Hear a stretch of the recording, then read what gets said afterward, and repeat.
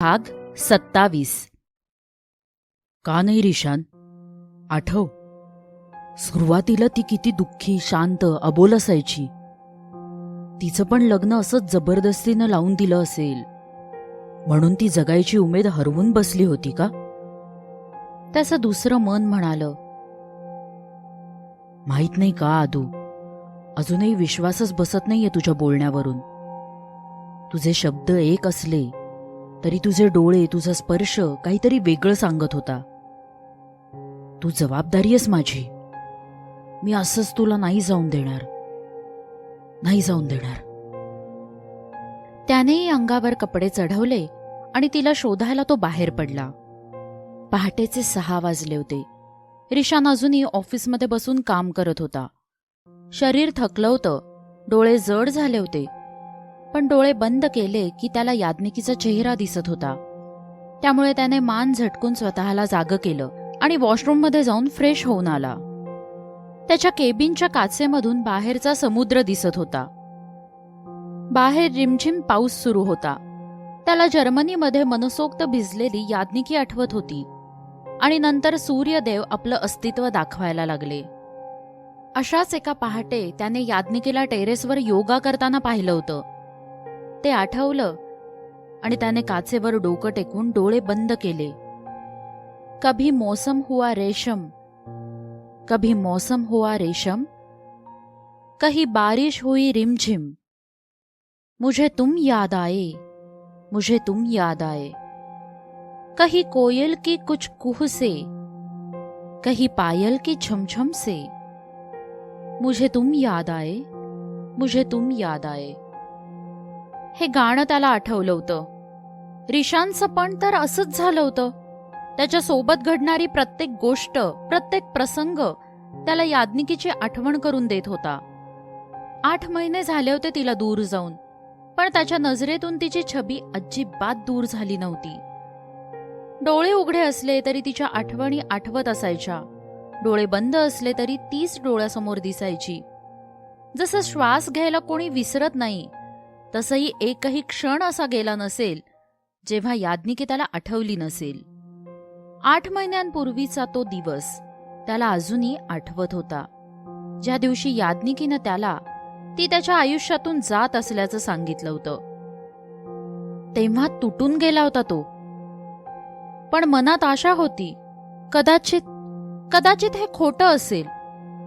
आपलं प्रेम व्यक्त करायला, तिला परत एकदा थांबवायला तो परत एकदा तिच्या मागे गेला. भूतकाळ. ती गेल्यावर शर्ट अंगात चढवत बाहेर आल्यावर त्याने तिथल्या सिक्युरिटीला विचारलं. तेव्हा त्याला कळलं की याज्ञिकी एअरपोर्टकडे गेलीये. त्याने आपली गाडी तिकडे वळवली. मनात विचारांचं काहूर उठलं होतं. डोळ्याला गोष्टी दिसत असताना मनाला गोष्टी पटत नव्हत्या. तिच्या शब्दांवर विश्वास ठेवावा की तिच्या डोळ्यांवर त्याला कळतच नव्हतं. काही वेळात त्याची गाडी एअरपोर्टवर पोहोचली. गाडी तशीच मध्ये उभी करून तो आत पळाला. नजर याज्ञिकीला शोधत होती. त्याने एअरपोर्टवर तिला शोधायला सुरुवात केली आणि काहीच वेळात ती पाठमोरी दिसली. जीवात जीव आला त्याच्या. तिच्या जवळ जायला पाऊल उचललं आणि अचानक तो जागीच थांबला. याज्ञिकी मिठीत होती कुणाच्या तरी. दुरून स्पष्ट दिसला नाही तो, कारण याज्ञिकीला त्याच्या मिठीत पाहून रिशानच्या डोळ्यात पाणी जे जमा झालं होतं. पण कोणीतरी इंडियन मुलगा होता, म्हणजे याज्ञिकी याच्याचबद्दल बोलत होती. तिचं खरंच याच्यावर प्रेम आहे आणि मला डिवोर्स देऊन ती परत याच्याकडे आलीये. भरभर डोक्यात विचार आले त्याच्या. पायातलं अवसान गळालं आणि हृदय जोरजोरात धडधड करायला लागलं. मनात मोठ्याने ओरडावंसं वाटत होतं त्याला. तो एक पाऊल मागे सरकला. तसंही अंगात अजूनही अशक्तपणा होताच. तो तोल जाऊन खाली पडणार इतक्यात त्याला कोणीतरी सावरलं. त्याने पाहिलं तर समोर अद्वैत होता. तो काहीतरी बोलत होता, पण हळूहळू रिशानच्या डोळ्यासमोर अंधार पसरला आणि जेव्हा जाग आली तेव्हा तो हॉस्पिटलमध्ये होता. अदू! रिशान दचकून उठला होता. रिशान, अरे काय झालं? आणि आदू मीन्स याज्ञिकी ना? कुठे ती? तू एअरपोर्टवर ह्या अवतारात काय करत होतास? अद्वैतने नुकत्याच उठलेल्या रिशानला पाहत काळजीने विचारलं. रिशानच्या ऍक्सिडेंटची बातमी कळाली आणि अद्वैत म्हणजेच रिशानचा मित्र लगेच तिथे पोहोचला. पण एअरपोर्टवर येताना रिशान दिसला आणि तो त्याच्याच समोर चक्कर येऊन पडला. त्याला अशा अवस्थेत पाहून तोही घाबरला होता आणि लगेच त्याला तो हॉस्पिटलमध्ये घेऊन पोहोचला. अदू अदू तीही गेली मला सोडून. रिशान अद्वैतला मिठी मारून रडायला लागला. अरे कुठे गेली ती? अद्वैत रिशानला विचारतच होता. ज्याच्यावर तिचं प्रेम होतं त्याच्यासोबत. तो बराच वेळ रडत होता. अरे लग्न म्हणजे काय मस्करी आहे का? तुझ्यासोबत लग्न झालेलं असताना असं कसं काय ती कोणासोबत जाऊ शकते? जरा रिशान सावरला तेव्हा अद्वैत बोलायला लागला. या प्रश्नांवर रिशान काहीच बोलला नाही आणि अद्वैत अजूनच चिडला. शिट, काय चारित्र्यहीन बाई आहे ही. अद्वैत रागात म्हणाला आणि पुढच्या क्षणी त्याच्या गालावर एक कानाखाली बसली. अद्वैतला एक क्षण काहीच समजलं नाही, पण पुढच्या क्षणी त्याची कॉलर पकडून रिशान समोर आला. खबरदार, जर याज्ञिकीबद्दल काही वाईट बोललास ना तर. त्याने रागातच म्हणलं.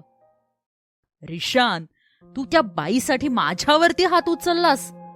अद्वैत शॉक झाला होता. हो, याज्ञिकीच्या चारित्र्याबद्दल वाईट बोलणाऱ्याला प्रत्येक व्यक्तीला मी असंच उत्तर देईन. अरे पण ती लग्न झालेलं असताना अशी कशी काय जाऊ शकते कोणासोबत? आणि तुझं काय? घरी काय सांगणार आहेस? अद्वैत रिशानला प्रश्न करतो. तिने डिवोर्स पेपर्स साईन करून दिलेत. रिशानचे डोळे पुन्हा पाणावले होते. अद्वैतची कॉलर सोडून तो परत गुडघ्यावर बसला. राहिला प्रश्न माझा, तर तिच्या सुखात मी सुखी आहे, पण घरी काय सांगायचं ते मला माहिती नाही. अरे पण घरी खरं सांगायला लागेलच ना. आणि लग्न झालेलं असताना असं दुसऱ्या कोणासोबत जाणं म्हणजे. तुला कळतंय ना मला काय म्हणायचंय ते? हो, समजतंय, पण लोकांना का समजत नाहीये? आपल्या समाजात फक्त लग्न झालं म्हणून का नेहमी मन मारून दोन व्यक्तींनी एकत्र राहायचं? जर त्या नात्यात प्रेम नाही, विश्वास नाही, तर त्या नात्याला काही अर्थ नाहीये. आमच्या नात्यात तरी कुठं प्रेम होतं? मी पण तर एंजलवर प्रेम करतच होतो की, आणि ती कोणा दुसऱ्यावर. जर आमचं नातं पती पत्नीचं कधीच बनलं नाही तर का थांबावं तिनं माझ्यासोबत? तिलाही तिचा जीवनसाथी निवडण्याचा हक्क आहेच की. कदाचित तिच्या घरच्यांनी आधी तिला अडवलं असेल त्याच्याकडे जायला, पण मी असं नाही करणार. आपलं प्रेम मिळालं नाही तर किती दुःख होतं. एकदा पाहिलंय मी, त्यामुळे याज्ञिकीला जर तिचं प्रेम मिळणार असेल तर मी मध्ये येणार नाही. अद्वैतकडे आपली पाठ करून रिशान बोलत होता. डोळ्यातलं पाणी त्याला दिसून द्यायचं नव्हतं. बर, आणि तुझं काय? तू प्रेमात पडला होता ना तिच्या? अद्वैतने साशंक होऊन विचारलं. नाही, असं काही नाहीये. रिशानने डोळे बंद करून त्याला उत्तर दिलं. बाई, तुला खोटं तर अजिबात बोलता येत नाही. ती गेली तर तू एअरपोर्टवर चक्कर येऊन पडला होतास. आत्ताही मी तिला काही बोललो तर तू माझ्या कानाखाली मारलीस. यावरूनच कळतंय तू प्रेमात आहेस तिच्या. अद्वैतचा आवाजही आता थोडासा रडवेला झाला होता. आपल्या मित्राची ही हालत त्याला पाहावली जात नव्हती. त्याने जाऊन रिशानच्या खांद्यावर हात ठेवला आणि रिशानने वळून परत त्याला मिठी मारली. आय एम सॉरी यार, मी हात उचलला तुझ्यावर. इट्स ओके यार. मला तुझा हात उचलण्यापेक्षा मी तुझं दुःख वाटून घेऊ शकत नाहीये याचं जास्त वाईट वाटतंय. आपल्या बेस्ट बडीला होणारा त्रास त्याला सहन होत नव्हता. एवढं प्रेम करतोस तर तिला जाऊ का दिलंस? अरे तिला थांबवायचं होतंस ना. तू सांगितलंस का तिला तुझं तिच्यावर प्रेम आहे ते? सांगितलं मी तिला, पण ती नाही थांबली. का माहिती नाही, पण असं वाटलं की ती जरी बोलत होती की तिला माझ्याजवळ नाही राहायचंय, तरी तिचे डोळे, तिचा तो स्पर्श काहीतरी वेगळं सांगत होता. अरे मग शोधूयात ना तिला, परत एकदा तू तिला मनव. अद्वैत रिशांकडे बघून बोलतो. नाही नाही, नको. मी तिला एअरपोर्टवर कोणाच्या तरी मिठीत पाहिलंय. म्हणजे खरंच ती खरं बोलत असेल. मी समजण्यात चूक केली असणार. कदाचित माझ्या नशिबात कोणाचं प्रेमच नाहीये. माझ्यासोबत नसली तरी तिने तिच्या आयुष्यात सुखी राहावं हेच माझं मागणं असेल बाप्पाकडे. अरे पण एकदा तिला भेटून बोलूयात. मी शोधतो तिला लगेच, ओके? अद्वैत रिशानला म्हणतो. तुला बाप्पाची शपथ आहे अद्वैत, तू असं काहीही करणार नाहीयेस. इतक्या वर्ष तिने आयुष्यात नेहमी दुसऱ्यांचा विचार केलाय. ह्यावेळी तिने स्वतःसाठी काही ठरवलं असेल तर मला त्या मार्गात, तिच्या त्या सुखाच्या मार्गात नाही जायचंय. त्यामुळे तूही तिला शोधण्याचा प्रयत्न करणार नाहीयेस. रिशानने अद्वैतकडून प्रॉमिस घेतलं. त्या दिवसानंतर काहीच दिवसात रिशान इंडियात परत आला. बाकी राहिलेलं काम अद्वैत पाहतच होता. घरी रिशाननं याज्ञिकी आणि त्याचं नातं त्याला मान्य नाहीये म्हणून त्यानेच तिला डिवोर्स द्यायचा निर्णय घेतला असं सांगितलं. आणि याज्ञिकी सुद्धा हा निर्णय स्वीकारून त्याच्या आयुष्यातून निघून गेली असं सांगितलं. एक वेळ तो सगळ्यांच्या नजरेत उतरायला तयार होता, पण तिचं नाव खराब होऊन देणार नव्हता. अर्थात घरी लगेच मान्य करणार नव्हतेच हे. पण जेव्हा रिशाननं याज्ञिकीचं साईन केलेले डिवोर्स पेपर दाखवले तेव्हा ते बऱ्यापैकी शांत झाले. आजी आणि रियांश मात्र खूप शॉकमध्ये गेले होते. त्यांना अजिबात हे पटतच नव्हतं, खरंच वाटत नव्हतं. रियांशने तिला शोधण्याचा प्रयत्न केला, पण ती दिल्ली एअरपोर्टवरून कुठे गेली काहीच समजलं नाही. त्यामुळे तोही हवालदिल झाला होता. अरे, तिला जाऊ का दिलं? ती कोणासोबत कुठे जातीये एकदा पाहायचं होतंच ना, असं म्हणत आजी आणि रियांश रिशानवर भयंकर रागवले होते.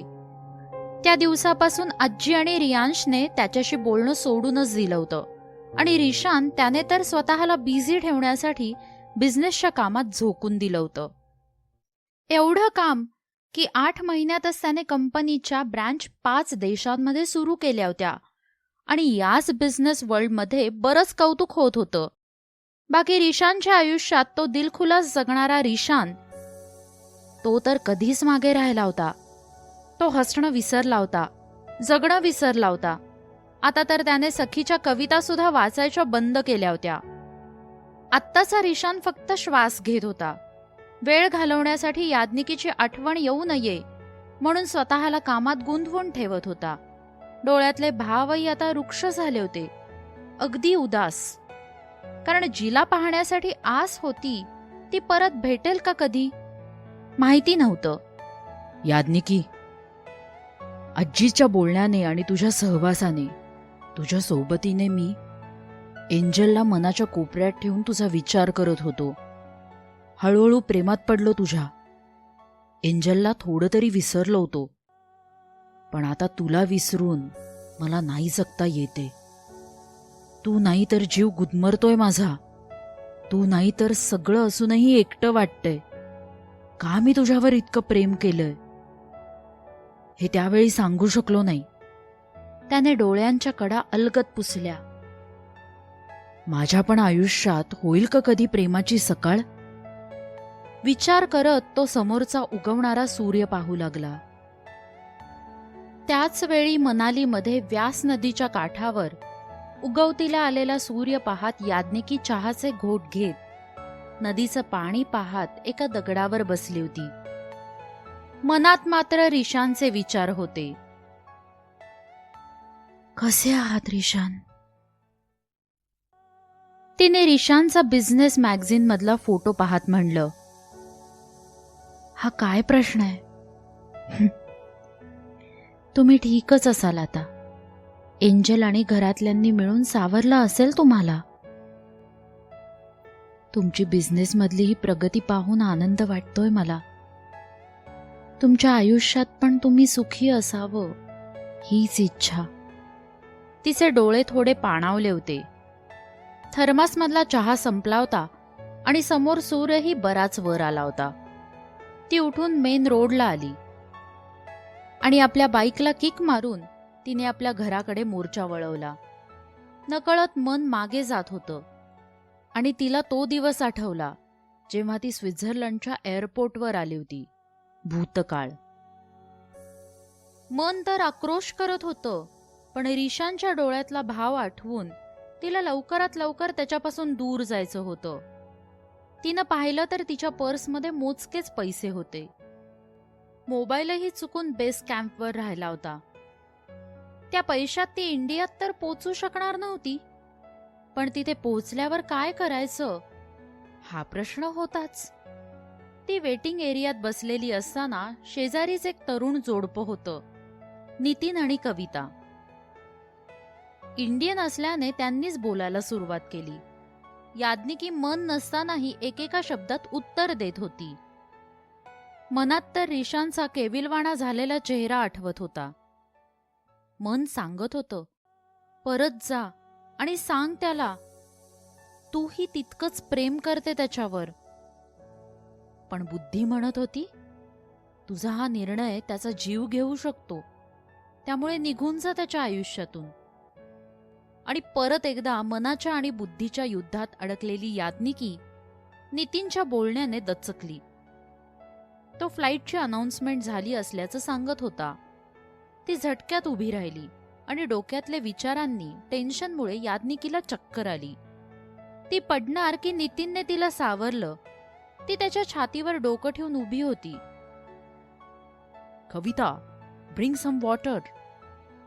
कविता पटकन पाणी आणायला गेली आणि नितीन तिला हलकेच उठवू लागला.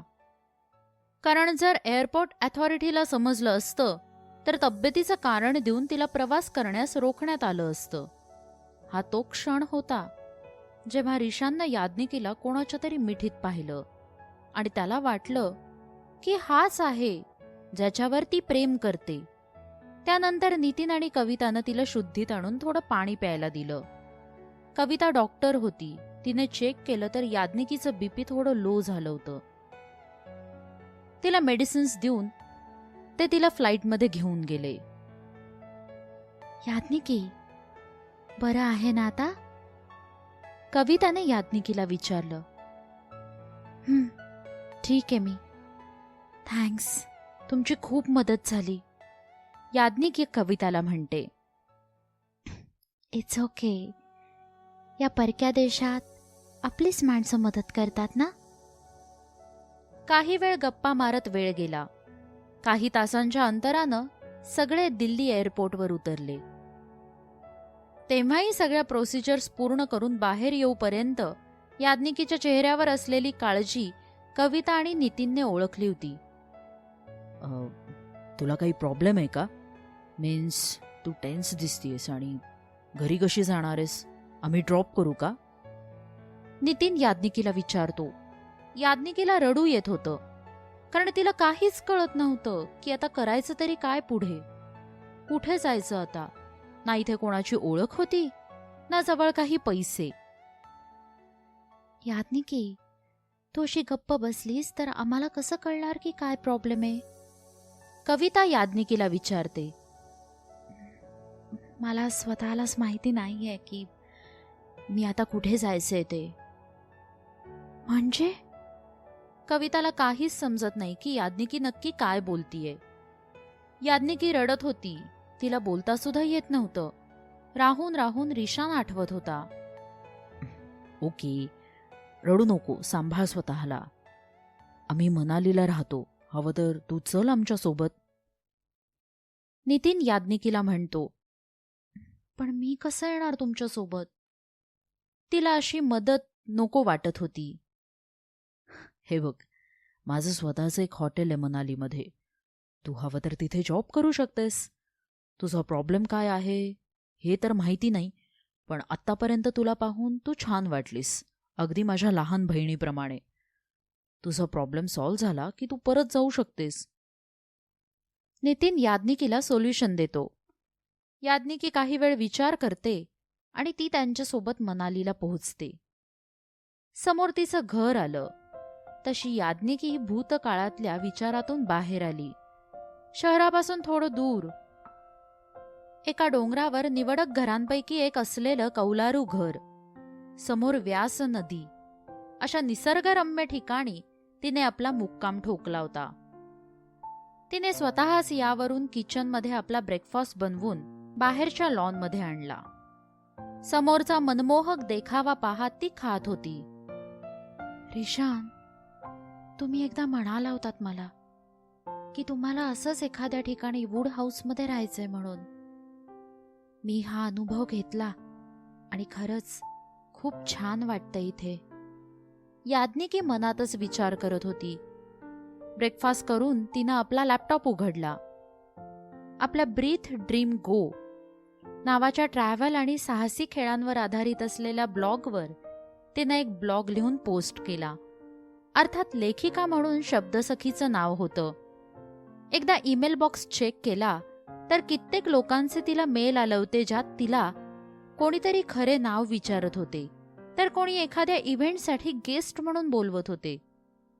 शब्दसखीची फेसबुकवर कथा, कविता लिहायची. आज तिचा स्वतःचा एक ट्रॅव्हल ब्लॉग होता, जो तरुणाईलाच काय पण प्रत्येक वयोगटातील व्यक्तींना ॲडव्हेंचर गेम्स आणि निसर्गाकडे आकर्षित करत होता. त्या सगळ्यांना योग्य भाषेत नाही म्हणून तिनं स्वतःचं आवरलं आणि ती जवळच्या डोंगरावर पोहोचली. तिचा अजून एक नवीन बिझनेस. इथे आल्यावर काही दिवस तिने नितीनच्या हॉटेलमध्ये काम केलं आणि नंतर इथले ॲडव्हेंचर गेम्स पाहून रिशानच्या आठवणीत तीही ते ॲडव्हेंचर पुन्हा करू लागली. भीती कमी झाली होती. हेच पाहून नितीनने तिच्या पुढेही आयडिया ठेवली. येणाऱ्या पर्यटकांसाठी पॅराशूट रायडिंगची सोय करणं. आधी थोडी भीती वाटली, पण नेहमी प्रोत्साहन देणारा रिशान आठवला आणि तिनं या कामासाठी होकार दिला. नितीन आणि कविता होतेच मदतीला. यासाठी हवं असणारं ट्रेनिंग आणि लायसन्स मिळालं आणि आज ती स्वतः काही पर्यटकांना हा अनुभव देत होती. रिशान, हा निसर्ग, हे खेळ मला तुमच्या सोबतीची आठवण करून देतात. तुमच्याप्रमाणे तुमच्या आवडी सुद्धा आता मला आवडायला लागल्यात. मला माहिती नव्हतं तुमच्याशिवाय मी कशी जगणार होते, पण ह्या निसर्गाच्या सानिध्यात मला तुमची अनुभूती मिळते. तिने समाधानाने डोळे मिटून एक दीर्घ श्वास घेतला. तो नसतानाही ती एकदम सुखी जरी नसली तरी दुःखी नव्हती. त्याच्या आयुष्यासाठी तिनं स्वतःचं हे आयुष्य निवडलं होतं, ज्यात ती समाधानी होती. असेच काही दिवस गेले असतील. रिशान बेंगलोरला पोहोचला होता एका बिझनेस डीलसाठी. डील झाली आणि सगळे डिनरसाठी एका 5 स्टार हॉटेलमध्ये बसले होते. चर्चा चालू असताना त्याच्या कानावर काही ओळी पडल्या. तुझे सावळे रूप आठवता मन हे मनमोहित झाले. भावनांच्या सागरी प्रवाहात मी नकळत वाहत गेले. मनातलं प्रेम बी हळूहळू कवळेपणाने उपजत गेलं. कळलंच नाही कधी एवढं मोठा मनी फुलोरा फुललं. प्रेम फुलांचा सडा नेहमीच मनी मोहकपणे पडत गेले. तुझी साथ मोलाची गाठ हृदयी उत्स्फूर्तपणे मी बांधत राहिले. प्रेमा फुलाचा सुगंध तो मनात तुझ्या सदैव दरवळत राहावी. एकच प्रार्थना 7 जन्मीही तुझी माझीच जोडी असावी. नकळत हृदयाची धडधड वाढली त्याच्या, कारण शब्द ओळखीचे होते ते. कधीतरी त्याला वाटलेलं हे शब्द त्याच्यासाठी लिहिले आहेत तिने. पण ती सोडून गेली होती त्याला. आणि आज तेच शब्द कोणाच्या तरी तोंडी ऐकून त्याने आवाजाच्या दिशेने पाहिलं, तर हातात माईक घेऊन समोर ती उभी होती. ती म्हणजे सखी, शब्द सखी, त्याचं पहिलं प्रेम. दुसऱ्या कोणाच्या तरी मिठीत नकळत जुन्या जखमेवरची खपली निघावं असं वाटलं आणि डोळे पाणावले त्याचे. की